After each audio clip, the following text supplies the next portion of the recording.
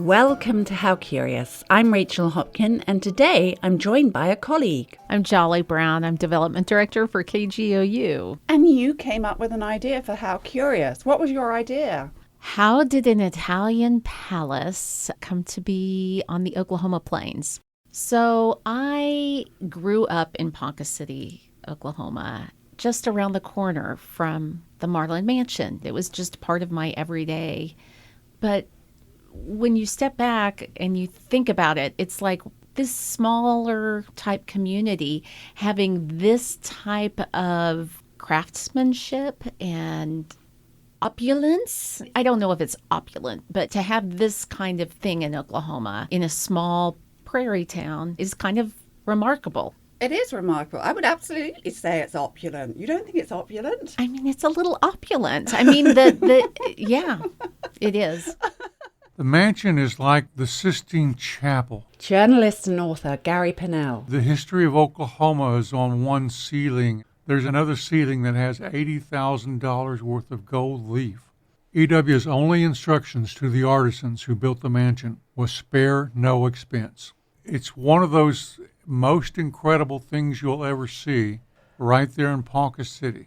The man whose vision led to this sumptuous structure was named Ernest Whitworth Marland, though he went by E.W. E.W. Marland was a consummate oil man. Historian Bob Burke. He was a risk taker. And the greatest oil men have always been risk takers. Indeed. E.W. was born in Pittsburgh, Pennsylvania in 1874. Although his parents were well off, he was not one to rest on his inherited laurels. He loved adventure, was competitive by nature, and wanted to make his own way. Small wonder, then, that the oil business, then experiencing something of a regional heyday in the Pittsburgh area, called to him. He quickly made his first fortune, then just as quickly lost it in the financial crisis of 1907. Undaunted, he simply borrowed money to start afresh. But doing what and where? So he'd heard great things about California. This is Sonia Abercrombie. But he had a nephew that was a colonel at Fort Sill, Oklahoma. His nephew's job was to transport a federal prisoner to the 101 to be in the Wild West show. So he talked his uncle into coming to Ponca City. That's where he met the Miller brothers. The Miller brothers had the 101 Ranch. This was a huge outfit that was specially famed for those Wild West shows. And by the way, the federal prisoner that his nephew was bringing to the 101, that was Geronimo. That sounds like a subject for a future How Curious. Anyway, once here, E.W. became convinced that the surface geology of the land was indicative of oil below. He drilled 8 wells and did hit gas most of the time. Gas did not have a value. He could only drill one more time, and he just knew the sacred burial land of the Ponca tribe. So he asked Chief Whitetail, "Do you mind if I drill?" Well, he did, and he told him no. But Joe Miller, one of the Miller boys, grew up with the Ponca tribe. He spoke their language. He's the one that negotiated the deal. The well was Willie Chrysler War, and that started his second fortune. Marland later recalled the excitement of this time. His words are read here by Cody Dennis. I have slept in the derrick of many a discovery well, gone for a week at a time without even taking my boots off, wet to the skin in freezing weather, meals out of a dinner pail, and loved it for the excitement it gave and the sense of satisfaction that came from tapping a treasure house of nature filled with liquid gold. It was 1911, the first of many years of huge wealth to come Marland's way. In the 1910s and 20s, E.W. was pulling in $1 million a day. But they were not stingy. He gave all of his employees free health care, free dental, free life insurance, and a pension plan. Sonia Abercrombie again. She's the interim director of the Marland estate, and she showed me around the Marland Grand Home in Ponca City, which is distinct from the Marland Mansion. The first lady here is Mary Virginia. She was Marland's first wife. Mary Virginia loved children, but she couldn't have them.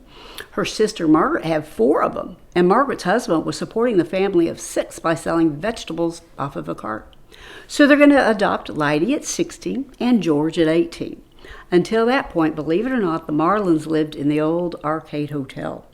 The old Arcade Hotel here in Ponca City, America, was home to 22 millionaires. After they adopted the kids, they said, you know what, we have a family, so we need a home. So this is the starter home. It was built in 1916 at a cost of $350,000. That'd be over 10 million today. It may not be on the scale of the later mansion, but the Grand Home is a large, very attractive and well-appointed property where the Marland family lived for over a decade. Here's Bob Burke again. What happens in the 1920s, Virginia Marland gets sick. She can no longer be the hostess for the many parties that they had, the entertaining. And so that fell to teenager Leidy. And so Leidy becomes the hostess, if you will. But I never suspected that E.W. was anything other than an uncle, a father, but I don't think he was a dirty old man. There's nothing of people who were contemporaries of his who ever indicated that that might be the case. Now, there was a huge age difference between E.W. and Leidy, but by the time that Virginia dies, Leidy is the consummate host, and then they decide to build the palace on the prairie. The reason Bob's just explained all that is because only just over a year on from Virginia's death, Marland and Leidy were married. When you adopt a child, that child becomes your legal heir and becomes your child. So he couldn't marry his child, so they did the right thing by annulling the adoption, and then they get married. Now, that was the talk of all of the national enquirers of the day. It was the Woody Allen of the 1930s.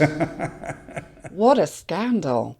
It's thought that Leidy in particular was hurt by all the gossip. Hopefully the construction of the palace proved a distraction.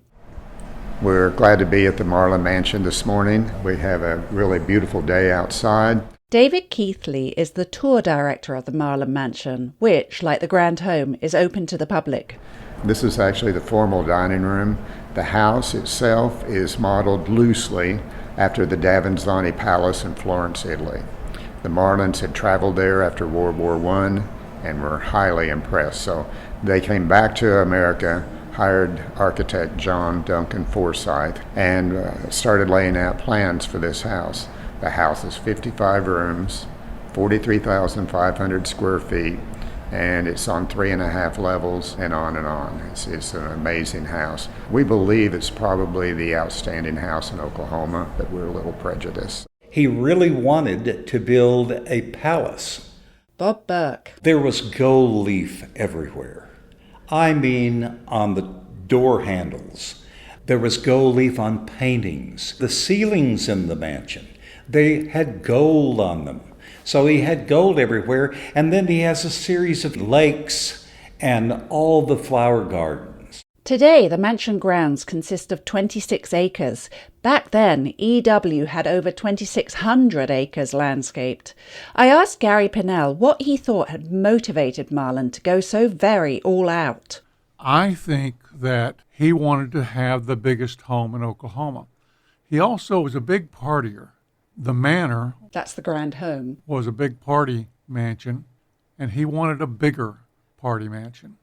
He had, for instance, 2 ballrooms, and so that tells you something, and these 2 ballrooms joined. Yet even as the mansion was still taking shape, Marland's empire was starting to crumble. As often happens in the oil and gas business, there are booms and busts. You get into the late 20s, and we go through a time when the price of oil goes down. And as the price of oil goes down, E.W. gets in trouble financially. So he has to go back to the big banks and get additional financing to keep all of his operations going until he knew that there would be a rise in prices and it would be okay. Well, that didn't happen. And over time, these big trusts who were loaning him money from the East Coast, big banks, they kept saying, well, we need another seat on the board. We need another seat on the board. So finally, he no longer controlled his board of directors. And that's when they kicked him out.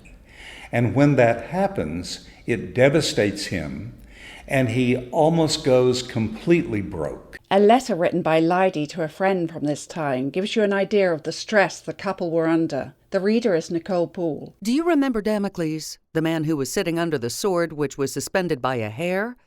I have been him for 2.5 years.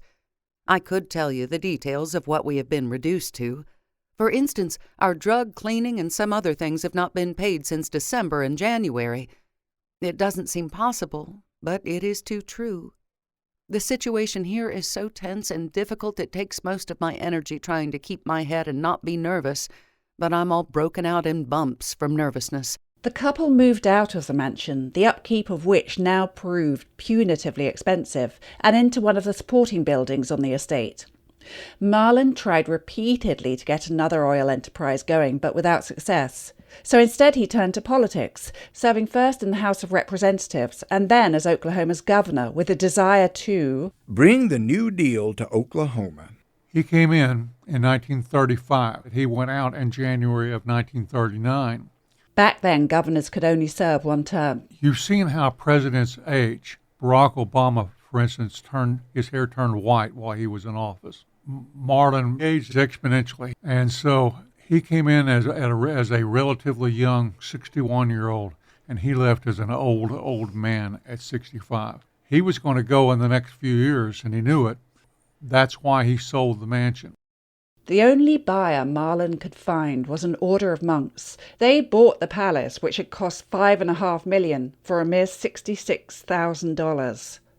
Marland died in 1941 at the age of 67, leaving Lydie, now aged 41, alone, vulnerable, and increasingly isolated. She has lost so much. I mean, she stays around for 12 years, but she's a recluse. And then, of course, we know that in 1953, Lydie could no longer take it, and she leaves for parts unknown. And she disappears, and it becomes national news. The cover of one of the major magazines of the day has a big headline that says, "Where is Princess Lydie?" She was gone for 22 years. Where she went and what she did during that time is the subject of endless speculation. The only person from her own life with whom she's known to have remained in contact was a lawyer called C.D. Northcutt. She would send him money each year to pay the taxes on the carriage house. And so she must have felt that she someday would come back to Ponca City. In her travels, Lydie gets the closest to Ponca City she has been in 22 years. In the spring of 1975, when she is working as a hotel cleaning person in Wichita, Kansas, C.D. gets in contact with her. He sees her. She is toothless. Here, this former beautiful First Lady of Oklahoma is near toothless, and she is beaten down. And so C.D. convinces her to come home. Coincidentally, this was just around the time that Ponca City voters were deciding whether to support a temporary tax to buy the mansion. The town had benefited hugely when E.W. was alive and wealthy. Amongst other things, he'd provided it with a hospital, land for the high school, the American Legion Children's Home, and the Ponca City Military Academy. Now it had the possibility of keeping the mansion too for posterity. Despite her withdrawn disposition, Lydie wrote to the local newspaper in support of this step. I do believe that for the city to own it is the best answer for ensuring the protection for the future of a structure that is unique. And also, I feel it would add to the many unusual and attractive features that make Ponca City the outstanding city that it is. My own feelings about the place are naturally emotional and personal. But I would like to say this much. To me, it is a place of rare beauty and artistic integrity, a structure that is an expression from mind into substance of the quality, the strength, and the heart of a man. Lydie Marland lived quietly in the carriage house on the Marland Mansion grounds for the rest of her life. She died in 1987. Thanks to all of the contributors to today's episode, including my colleague Jolly Brown and readers Cody Dennis and Nicole Poole. Additional thanks to Linda Ozen of the State Historic Preservation Office. You can see photos of the Marland Mansion on the episode webpage. Search for KGOU and How Curious. How Curious is a KGOU public radio production. The managing editor is Logan Layden, David Gray composed our theme music, and I'm Rachel Hopkin. As always, if you have an idea for How Curious, please let us know at curious@kgou.org.